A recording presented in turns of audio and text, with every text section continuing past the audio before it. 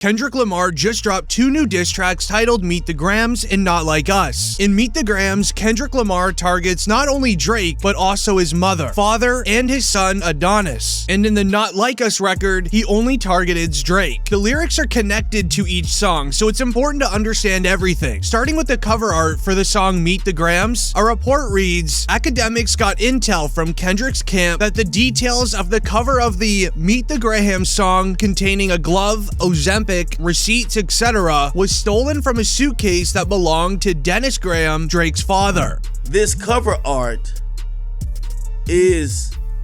contains things that is from Drake's pop's suitcase. So Drake's pop's suitcase had these things in it. Don't know how he got a hold of it. Don't know how this happened to get in Kendrick's hand, but apparently Kendrick Lamar must have got a hold of Drake's dad's suitcase. So we're talking about Dennis Graham. However, the lyrics in the song Meet the Grams left several rappers speechless. It even left Rick Ross saying that if you ever wanted to know what Andre 3000 was like in a battle, it is technically Kendrick Lamar. See, if you really into this music, what I'm listening to right now, what Kendrick just released is, if you was a real Outkast fan, and you ever wanted to know what 3000 would be like if he ever was in a battle, this is the closest you will ever get to Andre 3000 ever having to do it dirty.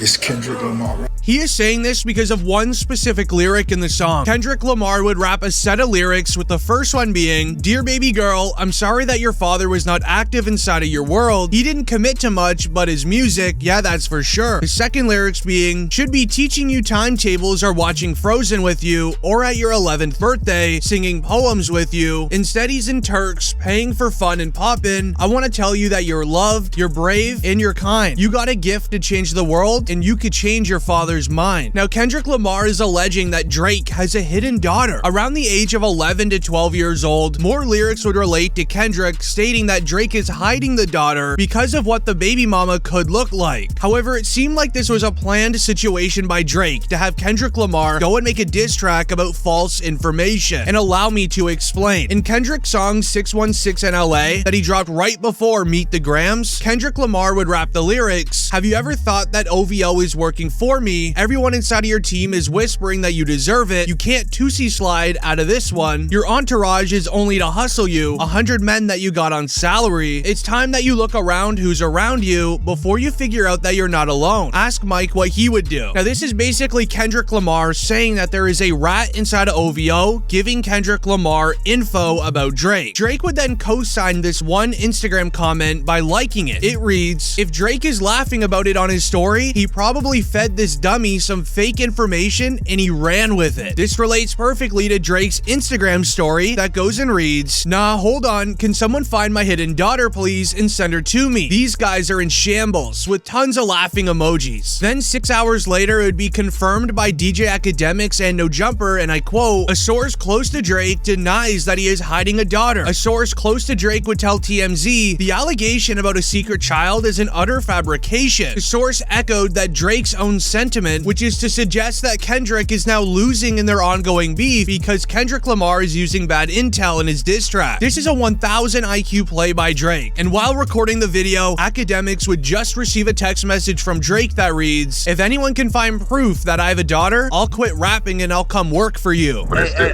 I'll take it one further. Drake hit me and told me, he said, "Ak, if you or anybody could find proof I have an 11-year-old daughter, I'll quit rapping and I'll come work for you." And I would love for Drake to work for me.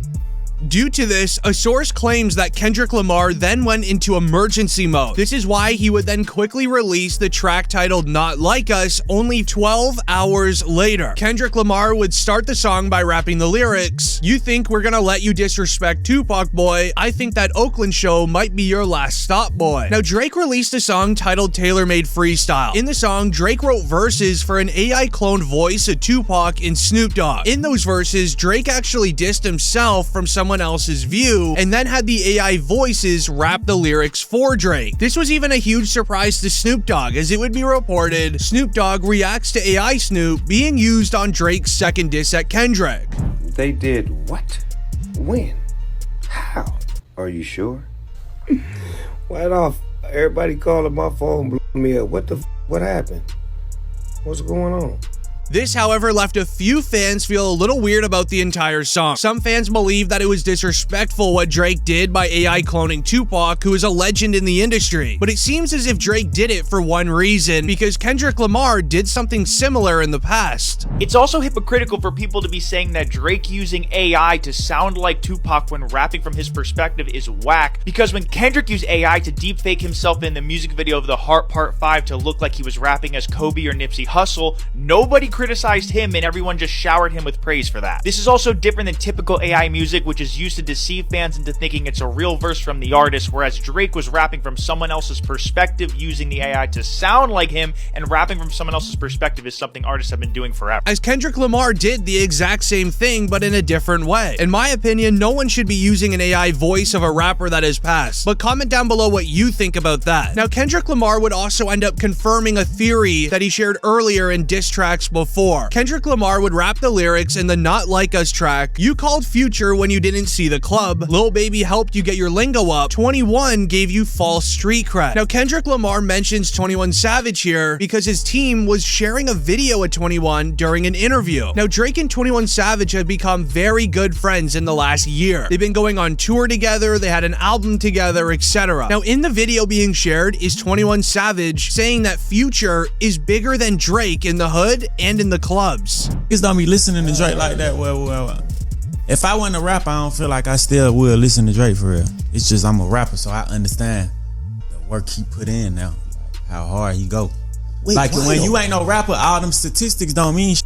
A regular street don't give a f about how many times you went #1, like how many white people listen to you. They don't even think that the farthest they think is the club. Who's selling this club out? That's who they think is the biggest. Like in Atlanta, it's a lot of who you really can't tell them Future ain't bigger than Drake. I would say it's capital. Really? On God. I used to think that. Drake ain't really no big me. As Kendrick is basically emphasizing that people in Drake's camp isn't as loyal as he might think he is. However, what left many fans surprised was when a close friend of Kendrick would tell DJ Academics why the beef even started. As reported, Academics reveals that Kendrick was supposed to be on First Person S with Drake and J. Cole, but he declined, and that's what started the beef. I now have good authority to say that allegedly Drake hit up Kendrick, and First Person Shooter should have been a song with Drake, Cole, and Kendrick. Now, if you think about this entire timeline and beef with that in mind, makes sense. Drake hit up Kendrick to say, hey, we got an open for you. It's me and Cole. Come holla at me. Do the song. Kendrick doesn't do the song, then he hears the song, and the song is a bunch of niggas who's talking about me and you is a Spider-Man meme and blah blah blah blah, and he says, man, these who couldn't get a feature from me is now acting like they're #1 and #2. Both of them. Now, many rappers, such as Rick Ross, are very happy that rappers are dissing Drake. Rick Ross mentioned that his favorite diss so far is actually the title of Kendrick's first diss track titled Euphoria. The name Euphoria comes from a TV show that was actually produced by Drake. The TV show is based around high school students navigating their way throughout their first loves, friendships, etc. But there is one character who gets into a relationship with a grown man. Kendrick is technically sneak dissing Drake here by saying that Drake is living out the role of the grown man in the TV show, having relations with somebody younger. This left a rapper react by saying, the title alone of Kendrick's diss is very spicy. If you know, you know. Which, well, now you guys all know. And it even left Rick Ross telling Drake to not even bother replying to Kendrick Lamar anymore. Let me give you this advice, because you ain't got nobody around you. Or you ain't got no real nigga. Let me just put it like that. Ain't no real nigga. Stop. Don't respond. Don't respond. You ain't even peeped when the intro came on with the Teddy Pendergrass. That was that black vibe. Don't do it. Don't go write a 8-minute verse that I know, Yachty, I know you want to get that money. You ain't wrong.